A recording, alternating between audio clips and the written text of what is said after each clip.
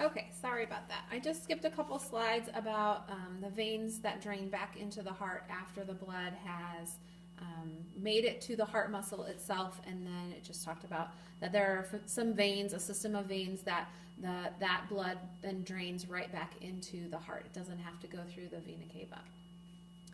Next in this set of notes, it talks about a specific structure of the cardiac muscle, specifically looking at what these cells look like. Heart cells, which are cells of the cardiac muscle, are called cardiocytes. They are striated, that means striped, and they are short, thick, branched cells. I can always tell cardiac muscle apart from smooth and skeletal muscle because of that branching. They usually have one central nucleus that you see in each cell, and then we see those discs. Those discs are what join the cells end to end, and they look like a little line, a darker band, darker than the striations. We'll see a picture here, right there. So if you zoom into those pictures, those dark pink bands are the discs, and you can see the branching on that picture, how all that white space is kind of, sometimes the cells look kind of forked or branched. And the other, what I passed through on those slides was talking about the really tight junctions in between cardiocytes. And we're going to use that information in the next portion of our lecture about the cardiac conduction, or how impulse is passing through the heart. Those tight junctions have to do with that. The cardiac muscle depends almost exclusively on aerobic respiration. So those cells are doing cellular respiration, aerobic respiration specifically, because they need to make ATP, and plenty of ATP, to be able to continually contract the way they do. They have huge mitochondria in those cells. They fill about a quarter of the cell, and these muscles are fatigue resistant, and so it doesn't need anaerobic fermentation, does not fatigue for a lifetime, which is very handy. So the conduction system, these notes go into a lot of detail. Before I jump into it, I just want to encourage you, there are lots of animations, lots of websites where you can kind of follow this process, and I would encourage you to review those a lot. Because we can't actually see this, we're not going to be able to see it happen when we dissect, it's kind of abstract. It's kind of, I feel like, a content part on this chapter that is going to be difficult to grasp. But the conduction system of the heart is what coordinates the heartbeat. We know that we have an internal pacemaker, we'll talk about that. And then we have these nerve-like conduction pathways through the heart muscle that allows our heart to contract in an orderly way so that it is a coordinated heartbeat. So here we go in order. The first beginning of this conduction is at the SA node, SA standing for sinoatrial. These are modified cardiocytes, or heart cells, and this SA node is your pacemaker. So it initiates each heartbeat and is what determines the heart rate. The SA node is located in the right atrium near the base of the superior vena cava, and then the signal from that SA node spreads throughout the atria. From the SA node, the impulse goes to the AV node, which is the atrioventricular node. It's located right near the right AV valve, and it is basically what brings the electrical impulse to the ventricles. From the AV node, the impulse goes to the AV bundle, sometimes also called the bundle of His, and the bundle forks into the right and left bundle branches. Sometimes you may see the phrase bundle branches. And those branches pass through the septum, the interventricular septum, and towards the apex. From there, the conduction system kind of branches out and into Purkinje fibers, and those are in the ventricle walls, and they are throughout the ventricular myocardium. That just means the muscle cells, or the muscle layer, around the ventricles. And it is the gap junctions that specifically pass those signals from cell to cell. I know you're like, well, I can't really picture any of that happening, and I totally understand. It's hard. So I would encourage you to watch this animation in the regular version of the notes. I would also encourage you to find a few other animations or videos to help you visualize this process. Okay, but here's kind of a numerical view of where each of these things are. Again, this is not something we can actually see, but this is where the impulse, the pathway of the impulse, if you want to call it that way. So SA node first, that's your pacemaker. Then we go throughout the atria to the AV node, and then down to the bundle and throughout the ventricles. Okay, so to raise the heart rate, we are dealing with the sympathetic nerves and the pathway to the heart from the lower cervical and to the upper thoracic segments of the spinal cord.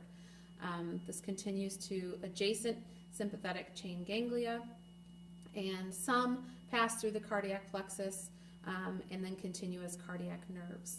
But they terminate or end in the SA and AV nodes. And so that would increase the heart rate and the contraction strength. For slowing the heart rate, we've got those parasympathetic nerves. The pathway goes from the nuclei of the vagus nerves in the medulla oblongata, goes to the cardiac plexus, and then the cardiac nerves. They lead to the SA node and the AV node again, and this would reduce the heart rate. Okay, so if we're looking at the electrical and activity of the heart, the cycle events in the heart, we have to look at the contraction of the muscles and then also the relaxation. So systole or systole are the atrial or ventricular contractions, and then diastole is the relaxation. Okay, this goes through the cardiac rhythm. Some of these details I'm going to glaze over and kind of just focus on what I think to be the most important. A normal heartbeat triggered by the SA node for adults at rest would be 70 to 80 beats per minute.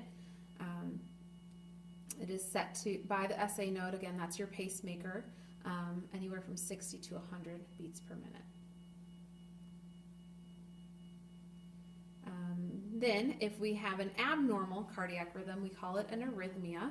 That just means anything veering from the norm, and that's when the conduction system is failing to transmit signals correctly. So we have a few different types of arrhythmia. So the atrial flutter is when the atrial beat is 200 to 400 times per minute. Sometimes we have premature ventricular contractions. This can be caused by stimulants, stress, or lack of sleep. These are all abnormal cardiac rhythms. Ventricular fibrillation is a serious case of arrhythmia, and that is when the electrical signals reach different regions at widely different times. So it's kind of all over the place. The heart cannot pump blood, which would be extremely problematic, and it kills quickly if not stopped. So this is where we have a defibrillation, that electrical shock to kind of reset the whole thing, depolarize the myocardium, and reset that pacemaker or the SA node.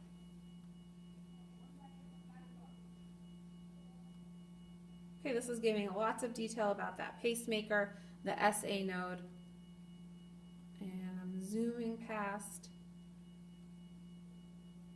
Oh, I'm going to backtrack. So this kind of walks you through the impulse conduction. So that signal from the SA node stimulates the two atria to contract almost simultaneously. Now this is hard for us to visualize because the SA node sits in the right atrium, and we think about it only stimulating the right atrium. But if you don't have the heart cut in half, you can visualize it a little better.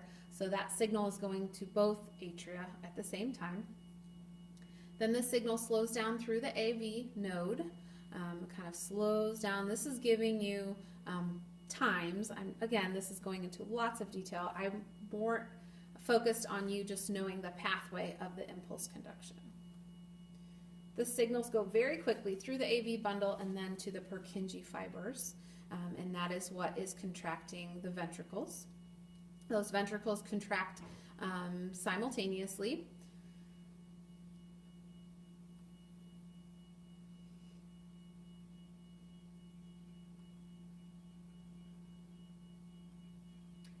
Okay, so if we want to just look at the electrical behavior, if we were looking at a kind of depolarization, repolarization, this is kind of our steps. So the sodium gates are open, depolarization is taking place, then the sodium gates close. I know you've been through this with the nervous system. So, and then the calcium channels open, eventually closing, and then the potassium channels opening for repolarization.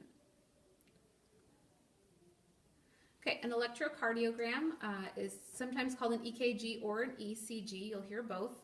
And this is showing all of the action potentials and the myocardial cells. This gives us kind of a picture that goes along with the heart rate. A cardiac cycle is considered to be one complete contraction and relaxation of all four chambers of the heart. And so we know as our heart beats, that is going to continually go back and circle back around. So one full cycle is called a cardiac cycle.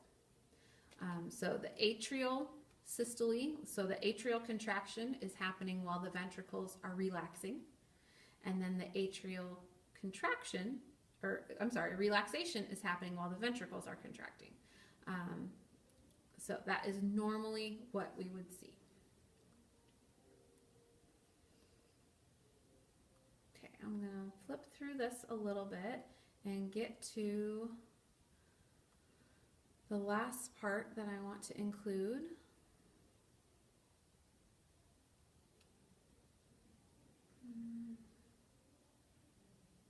Okay, and this is kind of overall phases of the cardiac cycle, the ventricles filling and that contraction, and then the ventricles ejecting that blood, and then the relaxation. All of this is happening in less than 1 second. And this goes through each of those steps in more detail. Again, this is kind of hard to grasp. We can visualize the ventricle filling with blood, but maybe not separate phases. So I can understand that. I'm good with just memorizing kind of overall the steps of what happens and not getting too caught up in the details of each phase of a ventricle filling with blood.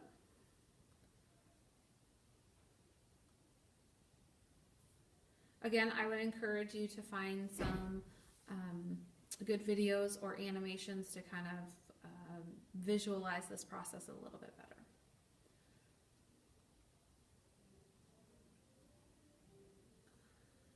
Almost to the part that I definitely wanted to include. This is very repetitive. I wanted to get to stroke volume. Where is it?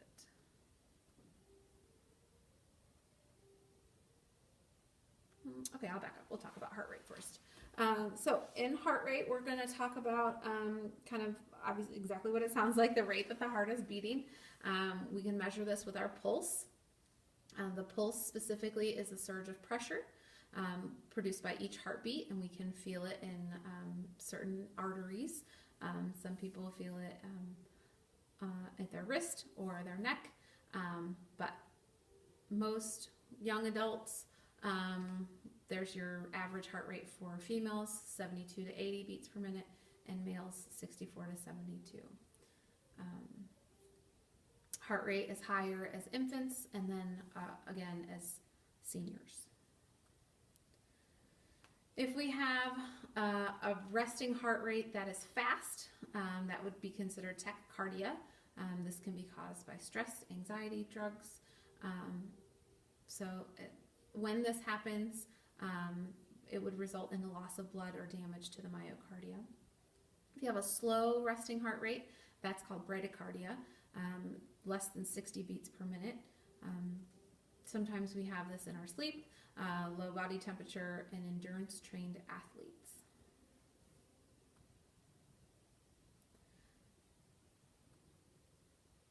Okay, I did want to add about stroke volume, but I really don't see it, so I'm going to leave it to you to make sure that you take a peek at that in the notes. And let's call this the end of our heart lecture series.